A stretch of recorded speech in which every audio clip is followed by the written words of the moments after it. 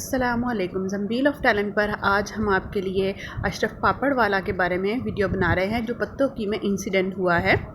Video آپ سب نے social media پر دیکھ لی ہوگی، لیکن اصل واقعے سے کوئی بھی آگاہ نہیں ہے۔ گھر والوں کا یہ کہنا ہے کہ اشرف کے ساتھ مار پیٹ کی گئی ہے، جس کی وجہ سے وہ اپنی جان سے گیا ہے۔ پولیس اور ڈاکٹرز ابھی واضح نہیں بتا رہے، کیونکہ پولیس اس پر ابھی انویسٹیگیشن کر رہی ہے، اور جو اہل واقعہ ہیں وہاں پہ جو لوگ موجود تھے جنہوں نے ویڈیو بنائی ہے وہ کچھ اور واقعہ بتا رہے ہیں۔ واللہ عالم بالغیب کہ حقیقت کیا ہے، ٹھیک ہے۔